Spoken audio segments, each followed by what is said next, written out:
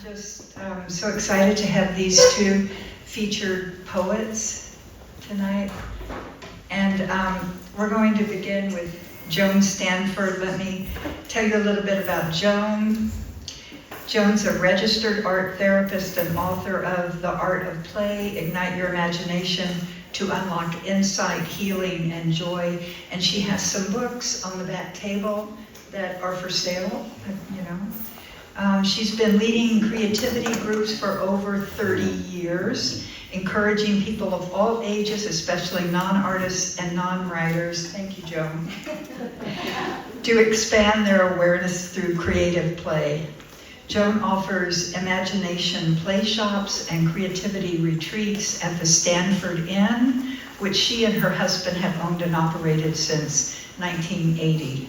She enjoys spending time outdoors and playing with her grandkids. She also has a wonderful poem in the Women's Anthology. There are a couple of those on the back table for sale. You can see me if you're interested in that. So let's welcome Joan Stanford.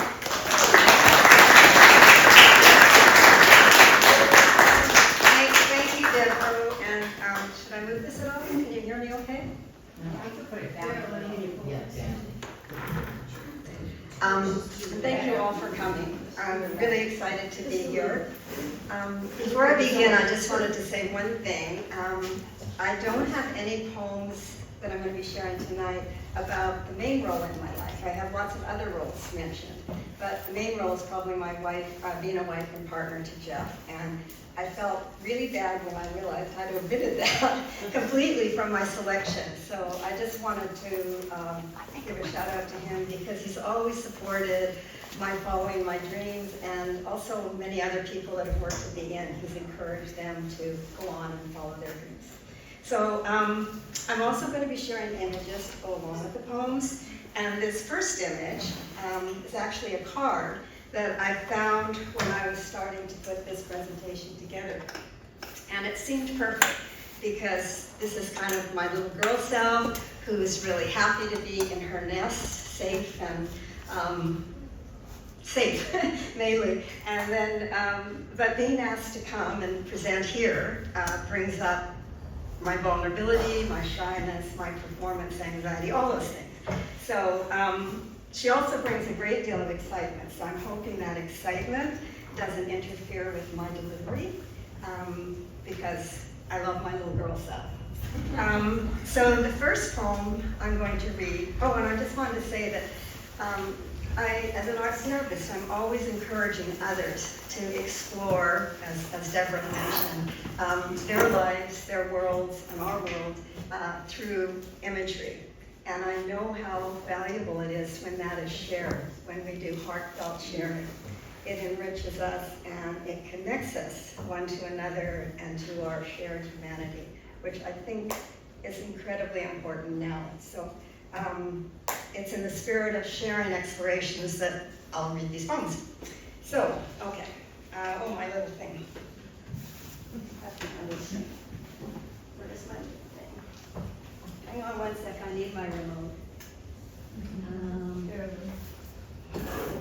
Well, I can do this. Let's not worry. So, the first poem I want to read is actually in the anthology. It's called Moon Musing. And I wrote this in response to a question from somebody in a group I was in where we shared writings and art. And she said, why do you so often have them, or not really why, but what does the moon mean to you? Because it's so often in what you do. So this was my response. Moon musing. You asked what the moon is to me. I said fullness, completion. Did not mention light in the darkness, which it is, of course. Or muse for sonatas, poems, nursery rhymes. Lovers gazing at, cows jumping over, or puller of tides, disturber of equilibriums, cause for howling. Did not mention that it teaches of cycles, of faith, of return, inspires dreams, explorations, that the moon pulls us to look up, beyond, to gaze into the wonder of it all, the vastness of it all. No matter where we stand, our eyes see that same moon. No matter what we are going through, what heaviness our hearts carry, that milky, round eye witnesses with compassion. Good job.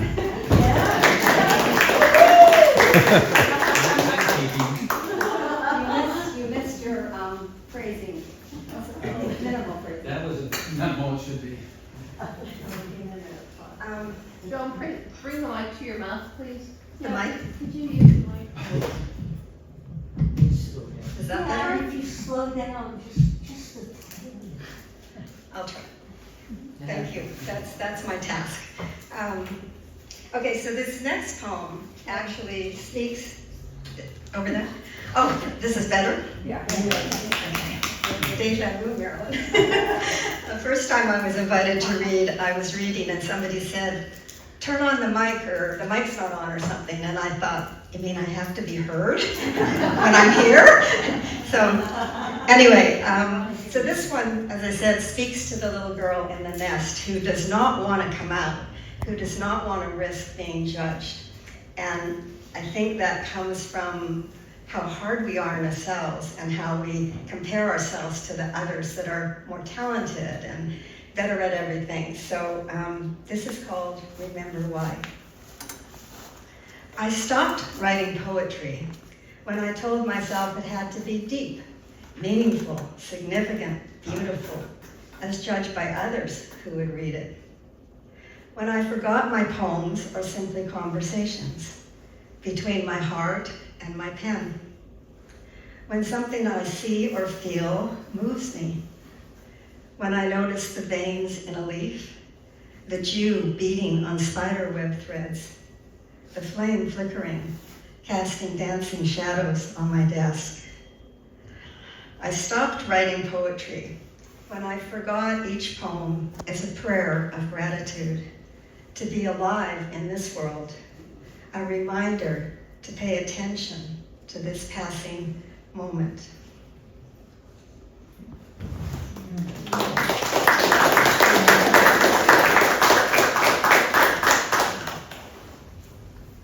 This is how I'm supposed to slow down, advance the slide. I have it in big bold letters here. So several years ago, our grandson had an allergic reaction to oats and stopped breathing, and the EMTs came, and he was airlifted to UCSF from Marin. And it was during COVID, and our daughter couldn't go in the helicopter. She had to drive. So it was an extremely worrisome, anxious time. And I wrote this for that time.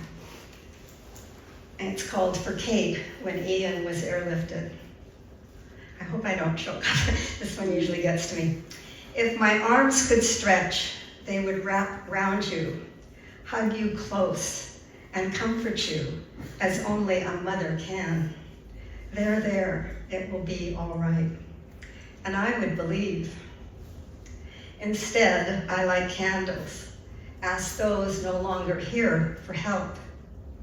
Ask them to surround you with light and love. Guard your baby taken from your arms.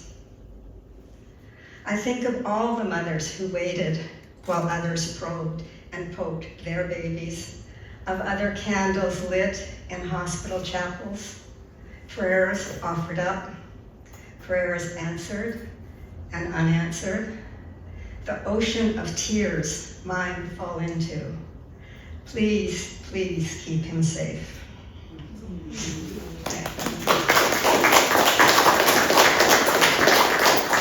And you can hold that till the end. It might feel better to me. And he was okay. No, it was all good. And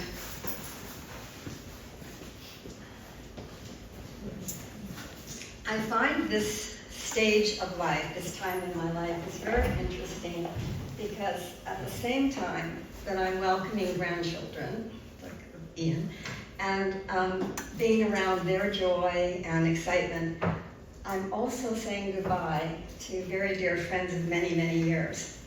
And some of you may have known Jill Titus. She died a few years ago, and she was one of the first people we met when we moved here. and she became a super close friend for 43 years, for more than 43 years. And this is called Golden Delicious. Each fall she picked, peeled, cored, boiled, filled each sterilized jar up to the brim, sealed, labeled, her fine hand noting the date and variety. Golden Delicious 2022. Her last batch, not opened, memories preserved, golden delicious.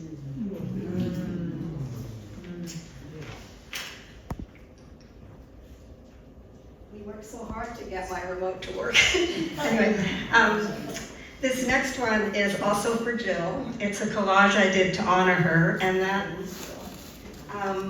and she actually was there when our first grandchild came, so it's sort of our story together.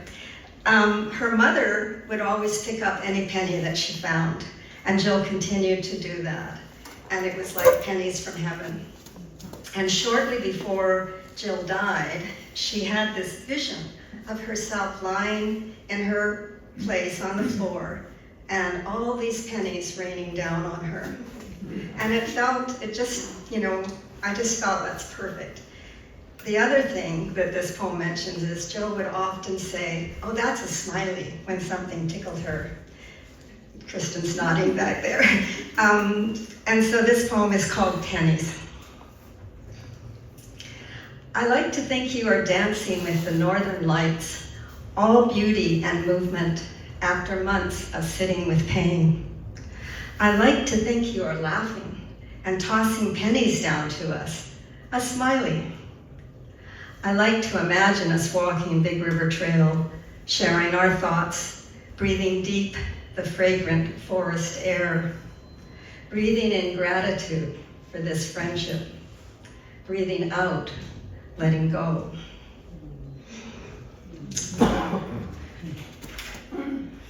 Okay.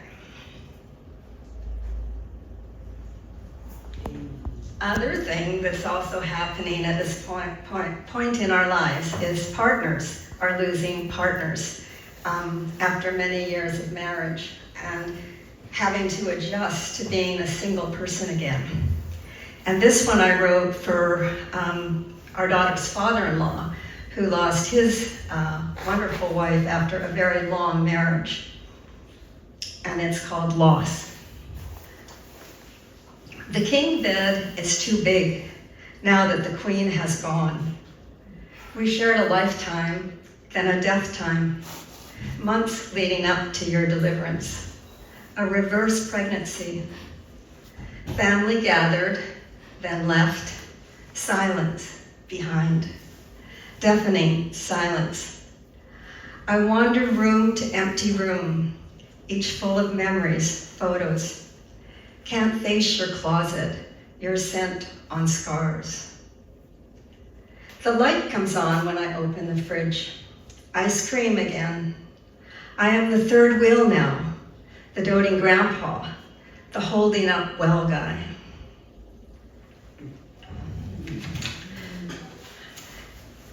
And I don't have a slide for this next one, so I'm going to leave this up. It's about loss of a different kind.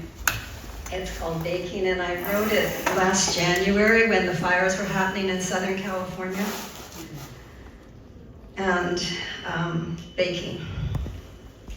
I turned the oven on to preheat, thinking of thousands escaping fires in LA. Life was normal for them. Putting away Christmas ornaments collected over lifetimes, planning decluttering projects, our burden of overabundance, making to-do lists a luxury to have a house to clean, New Year's resolutions, our fantasy of control, all the planning of January. That was preheat, pre-evacuation, pre-devastation, pre the end of what was. I'm baking Christmas cookies, the last batch of the season. I'm cozy, content, miles away from this latest disaster. Each day, news tells of earthquakes, floods, hurricanes, droughts, avalanches, fires. 2024, the hottest year on record, past the tipping point. Our comfort creating chaos. I sprinkle sugar on shapes, Christmas trees, stars, bells. Make pretty, make special. All will be eaten. All will disappear.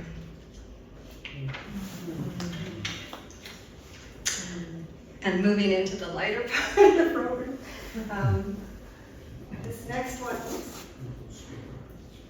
next one, I don't have any things to say at the beginning because the poem will explain itself. It's called Salt and Pepper Shakers. As a child, I saw them as soldiers in helmets, standing tall and straight, always at attention. They attended special occasions, fancy dinners, the tables all dressed up with lace cloth, ceramic napkin rings, and the heirloom Limoges china. 2 pairs, one standing at each end of the table. I watched them pass from hand to hand. I saw them marching in formation. Most at attendance at those dinners are gone. Now the soldiers are retired, honorably discharged to my china cabinet, next to the rarely used Limoges and lace cloths, now called back into service, only by memory. I have those. I love those.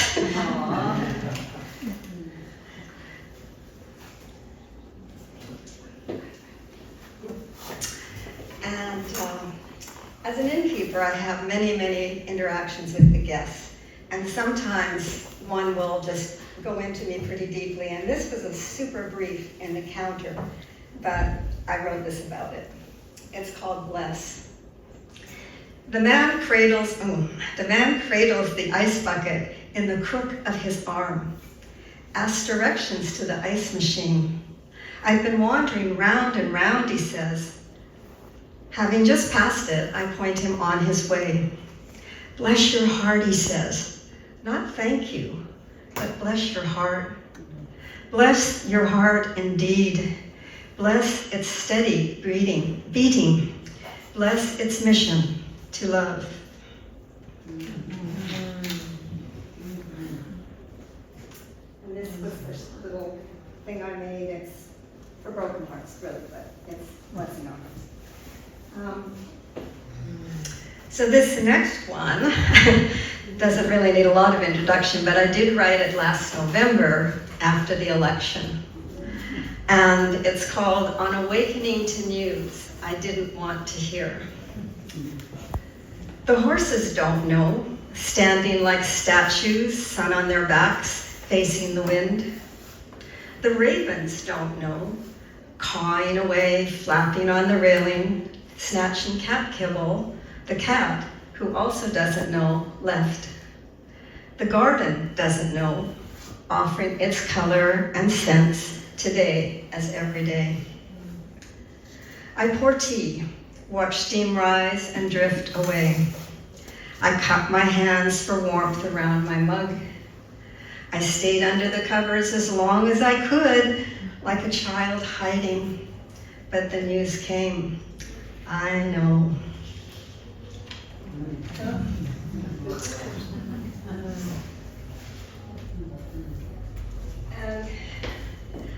And there is a quote by Pablo Neruda: "You can cut all the flowers, but you cannot keep spring from coming." So this one is called Spring. And growing up in the Midwest of Canada, we had very long winters. Not so much anymore, but when I was growing up. And when spring came, it was like freedom. That energy, it's never quite been the same since I moved to California, but it's there. So this is called Spring. Here it comes again, the surprise of spring, jolting us awake. Rise, shine, stretch, open like buds coaxed from their tightness. Rise, shine, play, splash in puddles, skip with lightness. No more heavy boots, the weight of winter shedded, the weight over. Spring arrives with her color and promise.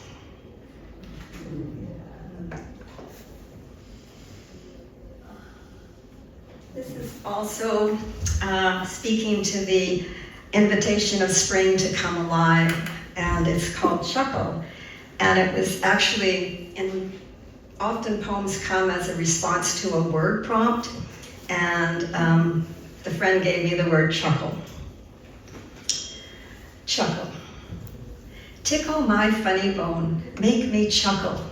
The world is too much with us, or maybe not enough. The TV prattles on while outside spring is chirping, tweeting its message of hope and renewal. Shouting, come out, like the green, green tips of trees, like the velvety buds on branches. Come out, show yourself, risk. If you trip, slip, fall, chuckle. Why not? The clock is ticking. What are you waiting for? I love her. That's my daughter's face.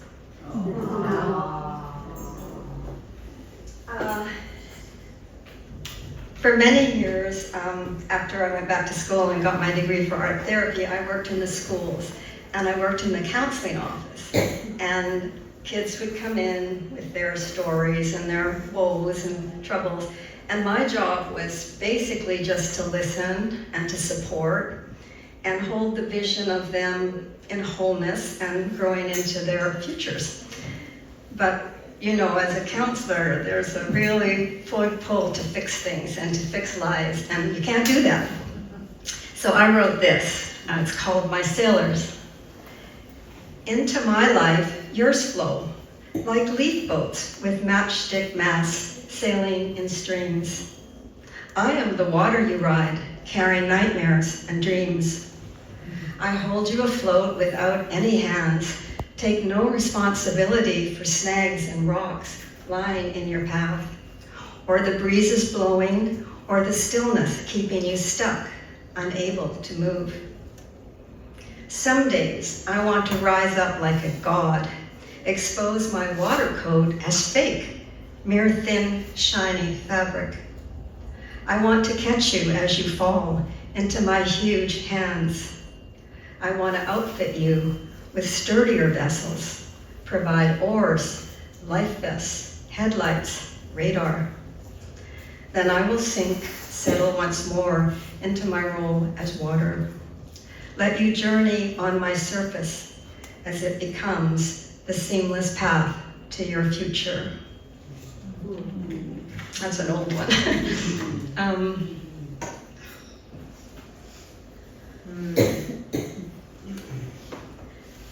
And something I'm aware of ever more and more is how really lucky I am to live here and have the life I have, how lucky we all are to live here. But I'm also obviously very aware of all sorts of things happening, horrible things around the world and even in other parts of the country and our state. Is this me making that horrible noise? Speakers. Sorry. Can't we just pull back a little bit? Or move that? Should I? Turn the speaker. Turn the speaker. Thank you. Yeah, or if you can turn the volume down a little. Turn The speakers, please. Yeah, just so it's not. I'll try. So it's in, is that still good? That's better. Better? So it is a challenge not to sink into despair when you're constantly bombarded with atrocities and sadness and cruelty. So I try to hold on to gratitude to prevent me from sinking too far down there. And it's called Poem of Gratitude.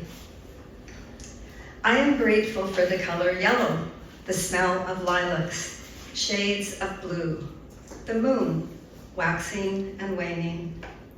The sun, oh yes, the sun, like the color yellow. The scent of roses, the touch of their petals, the ferocity of their thorns. Green, the color green, the flickering of the flame, red-orange in the fire. The color yellow. Tea in a yellow cup with roses. This candle, like a paintbrush, the point being to enlighten, to delight, to enchant. The fur on my cat, the purr in his throat. This breeze on my skin, my eyes, my legs, my heart, this moment. And the last poem is also old, but it's very dear to my heart because I was visiting my mom. This is before she died, but near the end. And I was carrying a lot of sorrow, and I went to do laundry in the laundry room on her floor. And I was folding laundry, and another resident came and started talking and made me feel better because I was crying, because I couldn't cry in front of her. And she really put it in perspective that when you're alive, you're going to experience the full gamut of everything. And if you love someone, there's going to be moments of really heavy sadness. And so I don't remember how it came up, but while folding the clothes, I said something like, our hearts need care instructions. And so this became what came, and it really came, like some poems do, effortlessly, pretty much whole. And it's called Care and Cleaning Instructions, affixed to the label on the heart. To remove pain, excuse me, I'm going to start over. To remove pain stains from a broken heart works also for those stubborn, hard to remove stains left from shattered dreams. Soak in tears, not just overnight, but for years. Let stand, do not rub, scrub, or agitate. Wait, time and tears will do the job. Place on a windowsill, let sun and moon watch over, teach of cycles. Exposed to soft, cool breezes, whose touch, felt but unseen, speaks in heart's tongue. After some time, place heart in dark woods, in a sunny meadow, often by the riverbank or seashore. The flowing on, the next wave, teach of healing. Burn a candle, sage, sing a lullaby. To test for doneness, take heart to where children play, a spring garden near new lovers. Wash on gentle cycle, a circle of women works wonders. Dry, low heat, delicate. Wear on sleeve, repeat as needed. So thank you very much.